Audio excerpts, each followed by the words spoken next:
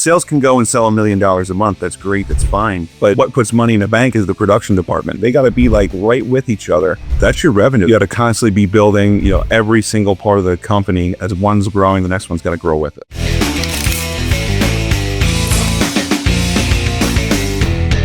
Hello and welcome back to another episode of the Build to Win podcast. I am your co-host, Jonathan Weinberg, along with my other co-host, John Kolbaska.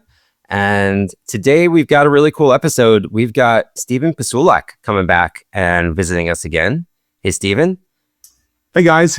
It's been a little over a year since you were on the first time. So you're officially our first returning guest to the podcast. So that's really cool. Okay. I feel special. Stephen Pisulak from Lehigh Gap Exteriors. Yes, thank you. From Lehigh Gap Exteriors. Well, I know last time we were talking about, a lot of the progress that you had made and some of the big breakthroughs that you were hoping to achieve over the next year. So really excited to revisit that and see what's changed and see how things have progressed since the last time. The synopsis of the last podcast was, I started learning things that I didn't know. And I started applying them. And early this year, kind of the same thing happened again. I thought I knew what I was doing and I thought I knew all the answers and the tricks. And then I learned again that I didn't know what I didn't know. So it's been a change. It's probably the biggest change has been in my mindset of how I think about the business and the people, the symmetry between them, the numbers, how they all come together, how one thing affects the other. And it's very enlightening. I feel much freer. I feel a little weight off my shoulders because I understand it better now. And now it's just kind of getting managers in place and helping them grow and get better and managing them. So that's the new task here at the moment. Yeah, I think the last time we were talking a lot about replacing yourself in all the different roles and hiring people to take on those leadership spots. How has that gone over the last year? It's gone really good. It's hard to find the perfect employee that knows everything. So you bring them in, you have to teach them, you have to train them. The problem that I have right now, and this I kind of came to a realization here over the past couple of days, is now I'm the problem.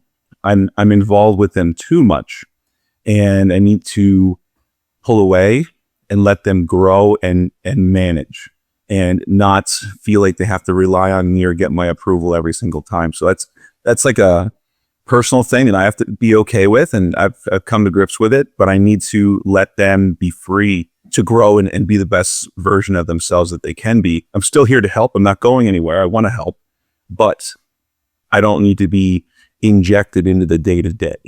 Yeah, that's great. I mean, that's you growing too, Stephen. But let's talk about the positions specifically. What positions have you filled since we spoke to you last year? When we spoke last year, it was Stephen, right? So what's that look like? What did that look like at the beginning of this year when you and I had our conversation, and then things really changed? And what did that look like today? So let's start with the beginning of the year. Yeah, at the beginning of the year, you have me up here as the visionary, and then right below it, you have me as the integrator, right? And then now you have all your departments right here. I had my office manager, Julie. She's still in that position. The position looks a little bit different now. We've got her some help to take the bookkeeping off of her plate. So as the integrator, you were sitting and still are sitting in both roles. So like the GM, you're visionary and head general manager. Okay, at Lehigh Gap. Okay. On the admin side, Julie, she's still sitting in the accounting, the finance, bookkeeping. She does have some help now. So now she's helping out to build out our customer care team. That way she can help manage the customer journey, from beginning to end. That's been a new upgrade to her position. And it's going really well. It solves a lot of customer friction, complaints, concerns. She was there at the beginning of the year, Stephen? So that's, the accounting and finance side of it. On the production side of it, when I started out at the beginning of the year, I had a production manager, but unfortunately I had to let him go because he wasn't a very good culture fit. So I kind of had to go into that role. But since the beginning of the year, I actually promoted from within. One of the girls that was here, she had an interest. She kind of did it before, but not exactly the way we do it. So I promoted her into the production coordinator seat. What position was she sitting at the beginning of this year? Because Tiffany is now your production manager, installation manager. At the beginning of the year, she was in the call center. So she was just answering. Call center. She was in the call center. Yes. My installation manager started in the call center. It's amazing how those things happen, right? And again, that's kind of sometimes you have the right person, but they're in the wrong seat. I'm going to say some things that people might not agree with, but your installation manager, your project manager, whoever's running the whole production department, most of their tasks, believe it or not, are more admin related. So they're more office related, right? You measure coordinating, scheduling, measures, installs, getting material ordered, uploaded, ordered, checked. It's all typically right there dealing with customer issues. Should they be in the field? Yes, they should when needed. But is that really a full-time thing? I don't think so. I know there's going to be some people that are sitting in there acting in that role as owners that are going to disagree with me. But you're looking into a company right now, Stephen, is going to do $7 million top line this year from $4 million last year. So, if you want to grow a business that works for you, is one of the things you're going to have to accept. The point I'm making is you could promote someone out of a call center or from the office, get some SOPs and teach them and develop them how to lead and how to work in this position. Yeah, I want to add to that. So, earlier this year when I did have a production manager, before I had to let him go, he was always in the field. He was always out in the warehouse. He was always holding everybody's hand. And he wasn't really helping make things better. He was more or less enabling everyone to kind of stay exactly where they were. And what Tiffany has done is she has pushed responsibility down. Those field tasks, those warehouse tasks, those are the responsibilities of our project managers who are managing the jobs and our subcontractors. Subcontractors, you can teach them how to meet a customer and say hello in the morning and have a safety meeting and review the project. They can make a list of the materials they use for your input. Like, they can do a lot of things. You just need to show them how to do it. And you need to hold them accountable. So all these tasks that fell onto the production manager, that really are their field tasks. They're for the people in the field. She pushed back on that and now they do it. And it works great. It's interesting, Stephen, because the way you talk about that and pushing the responsibility down, holding the team accountable instead of, kind of covering for everybody's mistakes. I wonder if that's kind of what you're thinking about now, still in your visionary seat, and how can you do more of that with your team? I probably do that a little bit too much, and I don't push enough of that down to my team as well. So I'm wondering if that's something that you're thinking about for yourself. You're talking about learning to delegate and elevate, right? Delegate, exactly. And we're using a lot of EOS terms, right? For just in case anyone's not familiar with entrepreneurial operating system. We're talking about the visionary seat and the integrator seat, and right person, right seat, or wrong seat, etc. So these are some EOS types of terms, but you can kind of figure out what they mean if you're not familiar. Yeah. Yeah, no, definitely, delegate and elevate. I'm definitely thinking a lot about that, even more so, on the plane ride home last night, I kind of all clicked to where it's like, aha, I need to empower the people below me, give them a few more tasks and help them grow and get out of their way. That's easier said than done, but I've always been very willing to trust the people that I have working for me, that they're going to do a good job, because 98% of the time they do pretty good. You have to accept that reality, right? Because you're one person spread over 10, 20 different things. They're one person focusing on one thing. So once they kind of, get a hold of things, they should end up doing better than you. What I'm trying to do here in this episode, Jonathan, is, because he's a returning guest, I want people to understand, when he sat down with us last year, he was a much smaller company than he is today. He did grow significantly last year in 2025. You finished the year at 4.2 million. Correct. Yeah. This year, you're trending 7.5. Looking at old building finance, 7.1. Oh, is it 7.1 install or sales? Sales. All right. You installed 4.2 last year, or you sold 4.2 last year? We installed 4.2 last year. But you're going to get about $7 million installed this year, correct? We will. Tiffany's been doing a good job of building production capacity. That's a problem we had earlier this year. That coming up again, production capacity. production capacity. Yeah, because sales can go and sell $1 million a month. That's great. That's fine. But what puts money in the bank is the production department. If they can't keep up, sales goes here, production, they got to be like right with each other. And so yeah, if you don't have production capacity, I think this was the topic of the last episode, that's your revenue. That's what you get to keep. When a sale's just a liability. When it's done, now it's revenue. Now it's yours. So yeah, you gotta constantly be building, every single part of the company. As one's growing, the next one's got to grow with it. You've grown significantly in the last 2 years. And this year specifically, 2026, you're putting up some big numbers. And like I said, I met Steven last year. I just want to be able to show our listeners, like, if you focus and you do these things, this is possible for you too. So, last year, 4.2, this year trending at 7.1. That's tremendous growth. We just got back from this intensive. There's a bunch of people that are down this year. Like, a win is if you're even, right? There's a few people that are up, but those are the unicorns. But most people, right, are down. Most people have nothing good to say. They got every excuse in the book. Leads are down, closing rates down, revenues down, profits are down, right? Leads are more expensive. That's what you're hearing there, right? I think that's the reality of 2026. And Jonathan, I know we have another podcast coming out before this one. We spoke about that last week. For most people, it's been a tough year. But Steven is up. Yeah. Right? Yeah. By doing a few key things. So last year, you were sitting in all the seats. Beginning of this year, you fired a installation manager, promoted Tiffany, who I've met. She's phenomenal.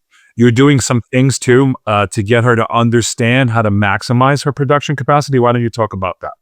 In production, you're always thinking, I got these jobs to put through. I got jobs. I have a humongous backlog. Yeah, we're working through it. But I'm getting her to think in terms of, revenue per crew per day, a certain amount installed every week. So now when she's going and scheduling these jobs, it's not just playing Tetris of figuring out what can go in there. She's scheduling things to maximize the revenue coming in every single day. You created the KPI for her. Yeah. Yeah. There was no KPI before. Yeah. Right? There was no KPI. She now has something to aim for, right? She now understands what her job is to do every single day, every single week, every single month, right? Yep. Okay. Yeah, her goal is, every single day she needs to put $35,000 in installed jobs and get them completed. Now, some of our jobs are 1 day, some of our jobs are a half day, some of our jobs might take a week. But again, when you kind of average it all out for the week, we want to see that $35,000 go through every single day. So she's installing by the numbers, correct? Yeah. Yeah, she's filling up her calendar, her schedule based on the numbers, correct? Yeah. And the reason she can do that is because you've dove into your numbers and you understand what your material and your labor cost, right? You have these labor figures, right? So you can tell her, Tiffany, if you install X per day, you can schedule this confidently, right? So if I need $35,000 per day, but you only have $20,000 on the board for tomorrow, well, you need to go find another 15, correct? You're not going to typically have installers sitting there working overtime, right? Because you've done all the figuring of that out on the front end, right? Like what your labor cost should be, what your material cost should be. Now, that's not to say sometimes things don't happen, right? Where like unforeseen things pop up on a job and you do charge a customer a change order. Oh, yeah, absolutely. So you do make it up, right? Yep.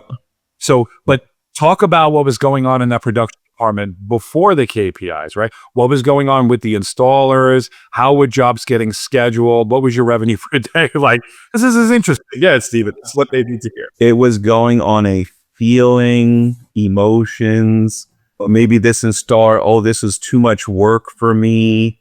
I need less, it's too tough for me. So we were letting this to the production manager, the actual installers.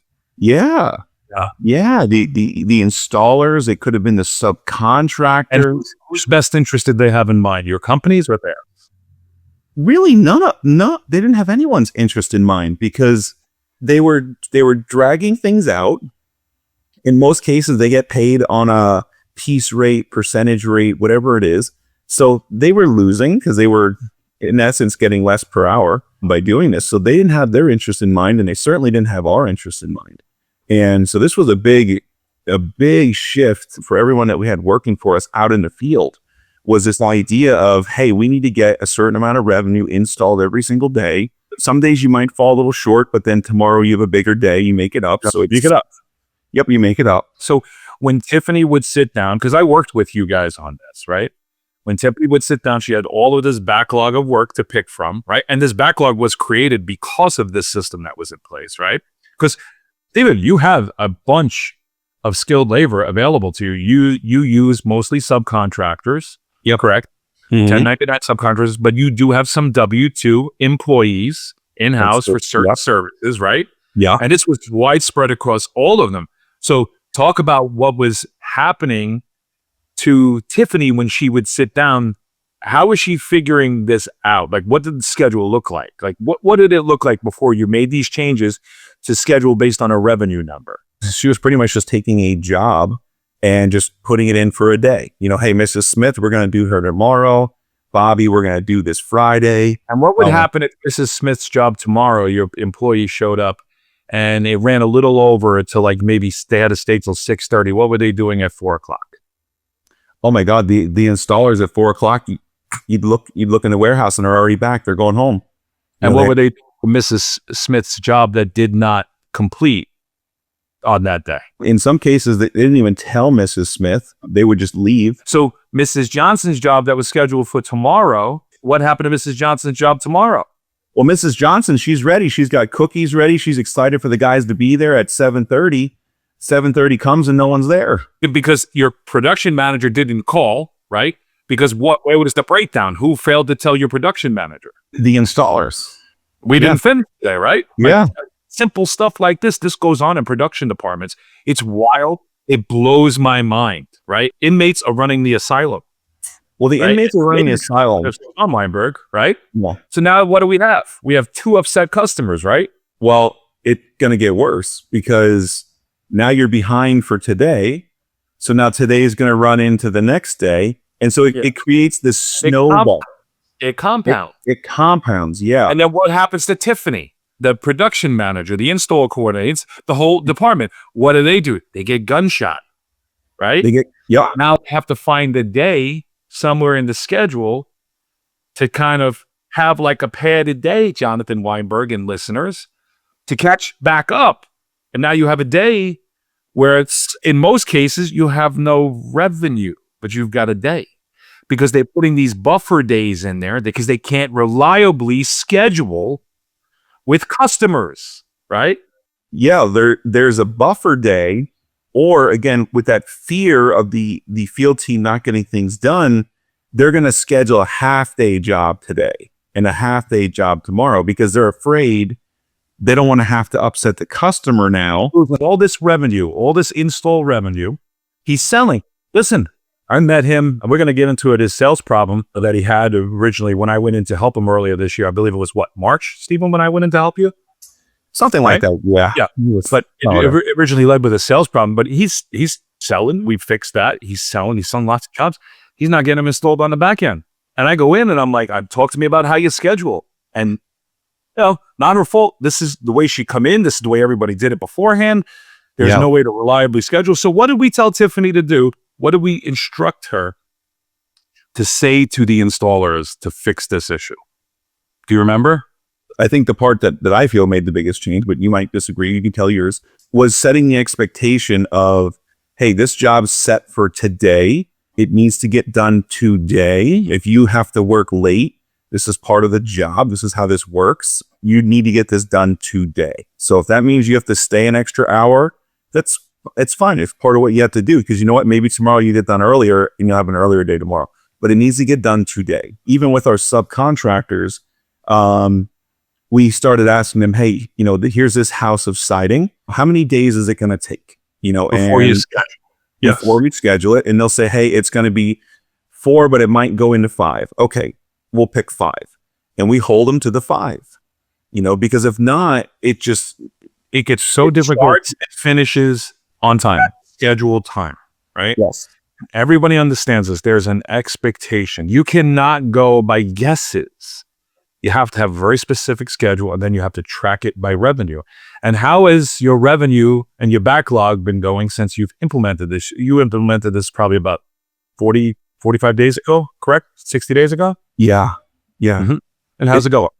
It is not significantly better, unfortunately, because of holding people accountable. Not everyone wanted to stay on the team. Some had to get asked to leave. Some left on their own accord because they didn't like this accountability and being held to a schedule to get things done on time.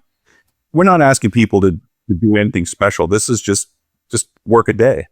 But a lot of people, they don't want to do that. Those people that didn't want to do it, they no longer work for Lehigh Gap Exteriors, right?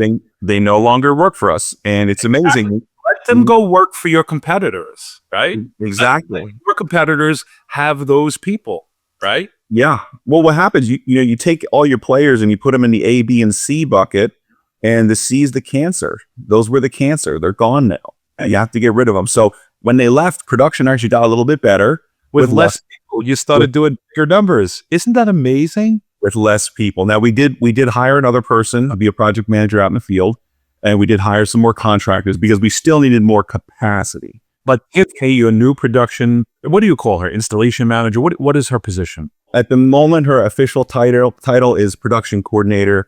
Very soon here, I want to change that to production manager. Okay, because that's why I keep calling her production coordinator. Yeah. But she is running your install department. It's okay. She's like man on the fence there. You're doing it right.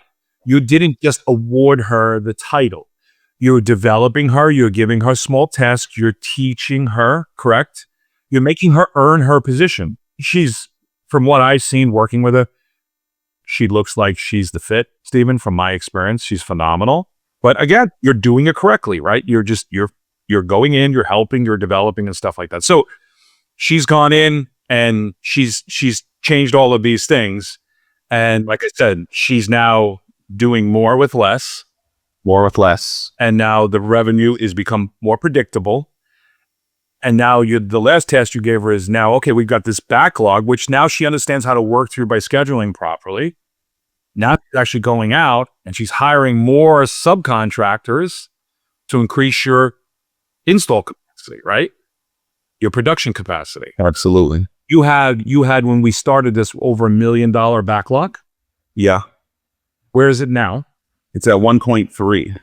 It's at 1.3 today. We had an amazing sales month last month, so it really it added to it even more. We thought we were getting ahead of the ball, and then we just it slowed again. Well, you know what? So if you did not fix these production issues, you probably have a $1.6 million backlog.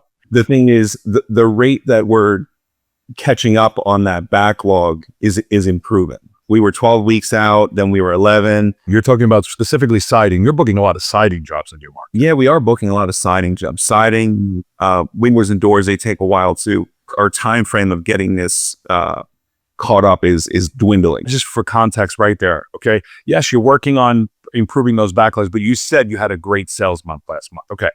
So this is where I came in and I met you in March. It started with a conversation. And what was the issue that you were having? Without mentioning any names, but what was the issue you were having and what prompted you and I working together? What started with that? What was the conversation? I had a sales manager problem. And, I kind of reached out to John for a little bit of guidance. The solution to the problem was he was the problem and he had to go. At the beginning of the year, I had a sales manager, and then I didn't. So again, going back to the org chart, I had to fill that role. You're filling it right now? Yeah, I'm currently filling in as sales manager. And boy, oh boy, that's a seat that's a hard one for me, but boy, am I learning. I am learning. And it is amazing. The one thing I never understood, and I fully understand it now, is sales really controls your cost of marketing. If they're not closing at a certain percentage, you are just bleeding cash because you spent so much money to invest in marketing and they're just pissing it out the window. If you budget it or forecast it at the correct closing rate, it's okay. It's, for example, like the problem that I'm having this year and most people is I've historically had a 32% net closing rate, right? With price increases and a little bit of the tougher market, we're at 27% this year. So I have a 5% reduction in net closing rate. Well, that makes my forecasted marketing spend for the year at the 15% at a 32% closing rate much more expensive, right? So I have to readjust my ad spend down dollar amount so I can bring those percentages within line, right? So you called me. I recommend exit your sales manager, and you did right away, very wisely, not just for the issues on the sales team, some other things that were going inside the business that could have caused you a major disruption. He did that, and then we just got to talking, but you asked me, hey, come down and help me. Yeah. Right? Because you're close. You're about 2 hours from my office, so I'll typically travel 2 hours. So I decided I would come down for a few weeks and spend a day with you, right?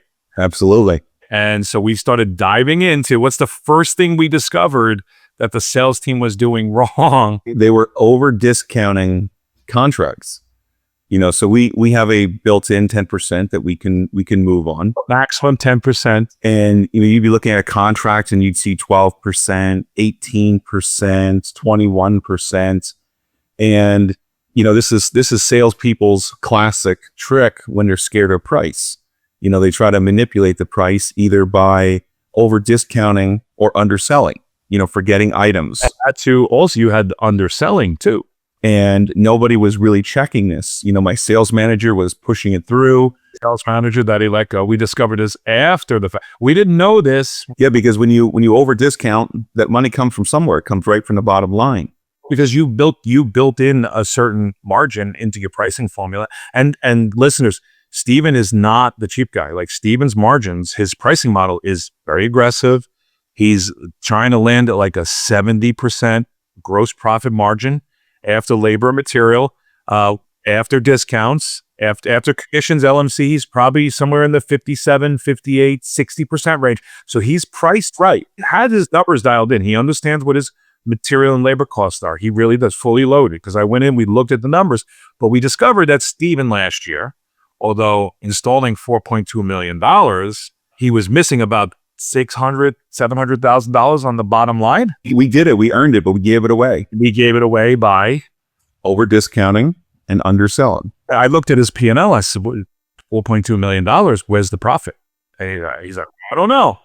And then we started looking at contracts, and guess what? That's the first place you go. That's usually where you find it, right? You find it. You find it in sales or you find it in production. That's got to be it, right? So I went to sales. I'm like, oh, here it is. And guys, most of you are doing it, and Steven was doing it up until this year. Taking the contracts from the sales reps and going, oh, thank you. Let me go measure and order this. Then they don't even look. The number's right there, especially 10%. I sell 50,000, 10% of that's 5,000. It wasn't 5,000, it'd be 6,200. He's losing 800, 1,000, 1,200, $2,000 on it. It's staring him right in the face, a round number like 10%. They're all looking past it in the office. Yep. All you got to do is just check every single contract. He does that now. He has somebody in his office. Every contract comes in. It was 10%. Yes. Okay. Approved. They approve it. They approve it. Right? Right here. Some sitting on my desk. There you go. He writes the commission. Yeah. See the right discount lines up. There's no one that's getting a deduction here. If they do over discount beyond the 10%, what happens, Steve? What do you do to the sales rep? So if they over discount or if they undersell, they pay for that. Right? Dollar for dollar. Dollar for dollar. This is retail. This is what the customer would have paid us. So again, real simple math, right? So if they give an extra 5% discount, right? That's not 5% coming off of their commission. So let's say they're getting 8% sales commission. That doesn't mean that they get free. They're actually more or less, that 5% is going to cost them maybe 6.4% because the company needs to get back up to the price it should have been. So it ends up costing them even more than what they think they're giving away because it's dollar for dollar. If it should have been a $20,000 contract and they sold it for 19, they owe us $1,000. You were paying, I believe you're paying a 10% commission, correct? You're paying a flat 10%? Now we have a tier and it starts at 8. There you go. Tiered, and then, and they give away dollar for dollar. There's lots of ways to do that too. But at the end of the day, you have to build a pricing model that gets you a certain gross profit margin. You have to build in a floor price that you do not allow your sales reps to sell below. If they do, you have to double check it. If they do, they pay for it out of what? Their commission, right? Doesn't affect your company. The margin stays the same. You have your margins. You're protecting your margins. Most of us are not doing this. For years, I didn't do it. For years, Steven didn't do it. I came in, I showed him. How long does it take you to do that, Steven? If they go and they sell 5 contracts tonight, right? They sell 5 jobs tonight, right? You get 5 contracts on your desk tomorrow? Yeah. How long does it take you to do the math, Steven, on the 5 contracts? Half a cup of coffee. That's it.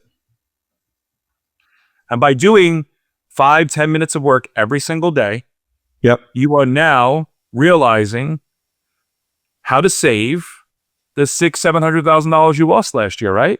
Absolutely. One question I want to ask you here is that when you cut out the discounts, right? What happened to closing rates? Nothing. Nothing. Changing pricing really doesn't affect closing rate that much. What affects the closing rate is the salesperson's mindset. If they think, oh no one's ever going to buy this, they're right. But if they think, oh my God, this is great. This is what it's worth. I believe in this product and installation method, and I believe in the installers in my company. People are going to love this. He has a good staff. He has a group of good people. He's added 2 more people. But the existing guys that I met, they're actually pretty good guys. They like the company. They're hard workers. They just had poor leadership, right? In place before we came in. Obviously, we exited the previous sales manager, right? I don't think it was a character thing. I think it was a skills thing. I think that nobody really showed them, or the sales manager was saying, hey, you can go beyond the previous sales manager, right? He has a pretty good sales staff. Do they need some work as far as developing their 1-call close skills? Because he was more of a 2-call close company. We're working with him on developing them into a 1-call close company. So it doesn't surprise me that when we actually started holding everybody accountable to the correct discount format, that nothing changed. Yeah. They were just being a little lazy. They were taking the path of least resistance, right? They get dinged once or twice and they're not going to do it again. Oh, correct that behavior like that. And we talked about over discounting. That's really easy. You get the contract, boom, it's done. Sometimes you don't know if they're underselling things. So we created a measure tech position, and we measure our windows, doors, roofing, siding. Now, in my mind, a measure tech is not just remeasuring the job, right? Because they're going to go there and they're going to measure the job, make a material list. They're also measuring the customer and the customer's expectations. So sales rep was just in the home. Now it's 1, 2, 3 days later, and they're going out, they're measuring what we're doing versus what the customer's expecting. Because we would have the comments when the installers came of, well, the salesman said that you were going to do this or you were going to do that. So we made it very clear in the sales process and in the remeasure process to the homeowner that if it's not written down, it doesn't get done. So we want to make sure that we review our contract in detail that With the homeowner. with the homeowner to ensure that what their expectations are exactly what our team's going to deliver, because that contract is the Bible. Sometimes in that process of remeasuring the customer's expectations, you find out that the salesperson didn't sell enough, and the measure tech will sell it. It's the additional work. They'll sell it. They'll get a little commission on that. But they're going to make sure that what we're doing now is including everything they wanted. Sometimes you have a customer that does not agree. Correct. To additional charges because the sales rep left something off.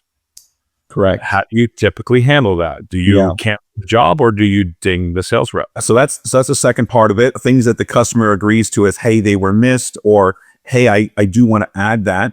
That's easy. You bill them for it right then and there.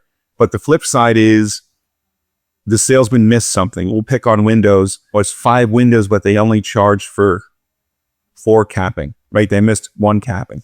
And the customer said, well, you know what? You're the expert. You should know. I'm not paying for it. Otherwise, I'm going to cancel the job. Oh, yeah, I'm going to cancel it. Or I $15,000 project here. Yeah. For $300 in missed capping. You're not going to cancel the job, right? No. And the thing is, too, you're not going to pay for it either. Yeah, because you don't want to make the customer upset. You want to keep a good experience, right? You want to make them happy and keep them happy. So in that case, if the salesperson misses something, it's very simple. If it was, let's just say $300 to cap that window, the salesperson is going to pay the $300 out of their sales commission. So along with getting the contracts on my desk every day, through Builder Prime. I have a little bucket that I have to manage in there. And when that Measure Tech finishes his paperwork, it rolls into my bucket. We call it an over and under report. So it's just, was anything missed? Did you sell anything else? That way I can look through there and know, hey, I have to take $300 off that salesperson's commission because he missed the capping. I'm not going to throw the job out. I'm not going to make an issue out of it. It's just no problem. The money's going to come from here and go over here. But the accountability is there, right? And look, I don't want the listeners to think that you're just you're unreasonable.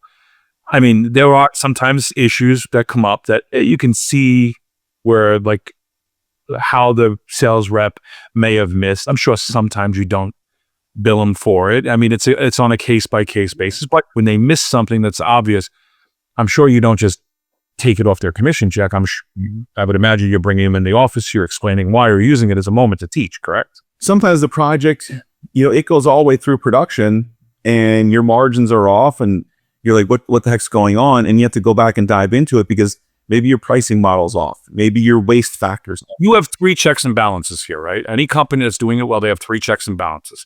They check the contract, right? Like you do. Check the contract. They check the measure, right? Measure. Right? And then they check after the job, right? Sometimes something popped up. Maybe a little material was on the order. We didn't catch it. We had to make a couple of runs to Home Depot, whatever it may be, or the job dragged on a little longer than expected. But those are the ones, if they don't come in after the install, if they don't hit your COGS, right, your cost of goods sold, right, your production manager flags it, right? This is more than 30%. What happens? It goes to your desk, just like the contracts do, right? And then who goes and investigates it? You do, correct? What happened? Yeah. So I'll investigate it. Sometimes I need to get, someone from accounting or someone for production to understand what happened. You try to get to the root cause of it. Did we just straight up overproduce? We did more work than we were supposed to because someone didn't read the contract. You know what you typically find? You find 2 reasons for this because they hit my desk. Yeah. You find that something happened on the labor side, right? It ran over, right? I don't do change orders in my business, Stephen. You do. I don't. I tell the customer the price is the price. I look at it at the end and I figure it in, right? I look at it and I figure how much my unit is going to cost. I basically subsidize all the jobs. That's the reason why. But I still look. I find labor, the reason for labor, or the best part is I find hidden price increases that the manufacturers, conveniently forgot to tell me about, although they said, well, we sent you an email, but it never came through. So, think about that, right? If you check those jobs, if the COGS are not lining up, you have a process for looking, you can catch it right away. If you're not actively doing that, you can have a 7% price increase that you weren't aware of. You didn't adjust your pricing, hitting you for a year or 2 or 3 or forever. And how many of you are sitting out there right now complaining you're not making money and you've had multiple price increases without increasing your prices because the customer should pay for it, right? And you are. And then you're sitting there at the end of the year going, why aren't I making any money? When you go to the accountant and they're like, you owe all this money. You're like, I didn't make anything. Well, because you don't have these things in place. You have to get these things. You have to know your numbers, guys. And now Stephen knows his numbers. I'm getting significantly better at it. I still got work to do, but I'm getting significantly better. These are lessons. This is why we brought Stephen back on, because these are the lessons. He's been an excellent student this year, right? I got to say that about you, Stephen. I'm proud of you. Honestly, proud of you. You meet a lot of people. You show them these things, and very few people implement. And the one thing about Stephen, and I know he's going to be very successful, is because he's one of the few people that actually implement, right? A lot of these people go to these shows, these events, these masterminds. They go in, they get pumped up for 2 or 3 days, and they come back and they just get busy and they do nothing. Yep. Stephen has implemented major parts in his business in just the last 3 months of working with me in his business. This is just some of the things, right? What's the next thing that we discovered on the marketing side, Stephen? What did we do internally there? What did we change there? Do we want to talk about the call center? Yeah, what did we do? What did we do for you? Yeah. John's business partner, they have a remote call center service that they offer. I might want to talk to him about it. But anyway, what we did is we had an internal call center here. We had 3 people, and they would kind of just sit around and answer phones. They didn't really act as a call center. There was no KPIs. There was no urgency to fill the airplane seats, fill the salesman's appointments for the day. We made the choice to discontinue the in-house and do it all virtually. And so there's still people. They're not AI agents. They're still people. We were able to take our hours from 7 to 4 Monday through Friday when it was convenient for us. And now we do it 8 to 8 every single day. So we make it convenient for our customers. 7 days a week. 7 days a week. So now we're available when people are available after work. So it's huge. But now we have a call center that has KPIs and they're driven and rewarded to fill the sales slots, and not just fill them with junk, but fill them with good appointments. 2 people present. They have a need that we could solve, and they're going to give us that 60 to 90 minute time commitment to be able to go there and actually try to help them. It was really huge. Because again, you can have all the marketing in the world, but if your call center is not performing well and following up on those leads coming in, again, speed to leads are very, very huge. This is a number I don't know. Wendy would know this, my marketing manager, but I believe we're like sub 1 minute on getting back to people. So form comes in, it's bam. I think Builder Prime actually helps us with some texting to make it even faster. If it's not an in-out phone call, they submit a form on your website, a lead aggregator, anything. You get it, come into Builder Prime.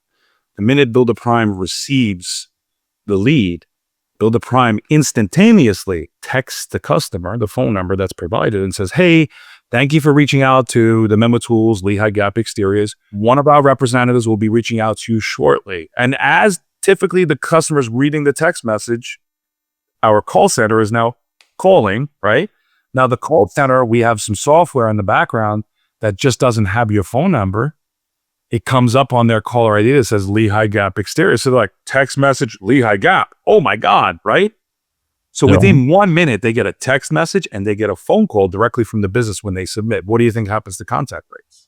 Up, right? And let's talk about your existing call center, right? You had 3 people in there. I had 3 people.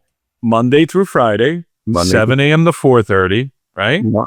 Were they just answering phone calls? They were mostly just waiting for the phone to ring. On average, they might have made about 30 calls outbound every day. And when we kind of went to them and said, "Hey, listen, 30 isn't enough. It should be more like 200."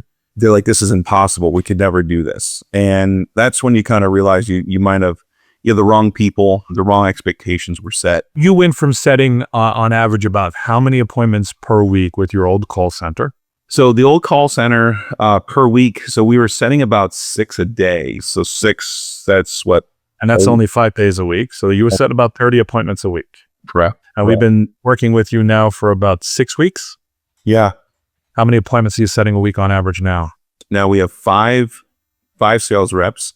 The goal is to give them 2 a day. So we are hitting your sales capacity, correct? We do not have any open sales appointments. You have a 100% booking rate. If you have 5 sales reps available today, all 5 get 2 appointments booked for today, correct, right? Wow. Yeah. Where before that wasn't happening. And Saturdays. So I'm gonna take this into sales a little bit. So as the call center, we had convenient hours for our employees, but not for our customers. We were doing the same thing on the sales side. We wanted the customer to meet during business hours, 7 to 4. We don't do that anymore. We're going to be available on the sales side when people are available. So we're running evening appointments, 6 o'clock appointments. We're running Saturday appointments. He was not running evening appointments. He was like, I remember when you were doing the same thing. 9 and 4. Yeah. Well, we were working together, right? Yeah. So now we were evenings on the week, now weekends. And Saturdays, Saturdays. And eventually he's going to transition into Sundays too. Not yet. He doesn't have the sales team, the sales capacity to be able to handle that yet, but he's working on growing that. 2 appointments a day, 6 days a week, or 2 appointments a day, 5 days a week, and it's just staggered for reps. At the moment, it's 2 a day, 5 days. Saturdays, they've been alternating, and they'll have a day off during the week. Okay. So there are times where, everybody wants to work on a Saturday. So we'll open up Saturday. So instead of just having 2 or 3 sales reps, we have 5 sales reps. Mm-hmm. So we can run some more appointments on those days. So you went from 30 appointments set per week to about 50, 60, something like that. And then we go and we fill the calendar to 100% booking rate for whatever we communicate with Steven on his end with his coordinator, and they say we have 4 reps available today, and we put the appointments on the calendar, and then they distribute that appointment to a sales rep. If something falls off, we work our asses off. If something cancels before we work our asses off to refill that seat. We have like almost a 100% booking rate with you, where I think before it was like 60%. It might have been worse than that. In a week, we probably were putting 25, maybe 30 appointments on the board. Now we're putting 50, close to 60 on the board. So there's 2 things that happened for you here. Number one, you did let 2 of them go. You reassigned one into like your customer care, your concierge, right? yes. Yep. Okay. So you saved that money there Yes. on the American side, right? Uh-huh. So, and now it kind of offsetted the cost, right? Yep. We've done that for you. We've given you more leads, right? So it doesn't cost you more money. It actually saved you some money, right? Yep. Now you have more leads, more sales reps. And then you mentioned earlier about last month's sales. What happened? It was great. It was absolutely great. We did $796,000 in sales. That was officially your first month on our marketing program, correct? Yeah, that would have been the first like official full like everything's working month. Yeah. And your average before that was typically what were you selling a month before that? 380, 425, somewhere in there. And we did not increase your marketing spend. No, Your marketing spend stayed the same, right? that's correct. So we just went in, we got more efficient. Efficiency. Yeah. So efficiency on the marketing side is huge again. And, we talked a little bit earlier about, closing rate for the sales rep. That's efficiency on the sales side. So if you can be more efficient on the marketing side, more efficient on the sales side, you don't need more leads. You just need to do better with them. Do more with what you currently have. And you have a wonderful business. How long has Lehigh Gap been in business? It's like 20 years, correct? Yeah, 20 years. He has a massive database. I mean, you have like 30,000 people in your database. You have 1,000 happy clients, thousands of happy clients. Just, it's incredible. Steven has a really nice business. And now he's getting to be really efficient. And now he's going to start to make some real money. And he's a student. And you make sure, Steven, as you grow, you do the same thing that I did. You pay it forward to help everybody. Yeah, you have to. It's just paying it forward. I've had people help me to get to where I am today. There's so much more to talk about. Maybe we should even just do a part 2 because I mean we only have an hour here, Weinberg. We're coming up on the hour. Maybe if Steven's available, we'll invite him back next week. We do a part 2 because I feel like we only covered the half of it. Correct? No, we even talk about next year and where we're going from here. I'd be up for it. We got a lot more to tell. Yeah, let's do that on the next episode. Congratulations, Steven. It's incredible, right? Revenue's up, costs are down, profits are up. That's just wonderful to see. So congrats on all the success, and I'm sure it's going to continue. Thank you for being here with us again and sharing your story with the listeners. So many good ideas and insights and knowledge that was shared today, and looking forward to doing even more. So thanks so much for being here, for telling your story. And everybody, do the thing. I've been getting a lot of feedback at the events and stuff. Weinberg, a lot of people are really liking this podcast. I know. We're starting to build some momentum. I have people coming up to me and I'm like, you guys listen to this thing. So I want to thank you all for that. We're trying to be a little different, right? We're trying to do things a little bit differently. Sometimes we bring guests on and we may be a little tough with them, try to talk about different things, right? But we're trying to be real, and we're trying to let you, the listeners here, see what it's really like to run one of these businesses, right? The pitfalls, the wins, not just the wins, right? You get a real insight to what it's actually like to be a contractor, whether you're wealthy or not. So do the thing, like, subscribe, share with your friends, keep helping us build this podcast. We really appreciate it. All right. Thanks so much, everybody.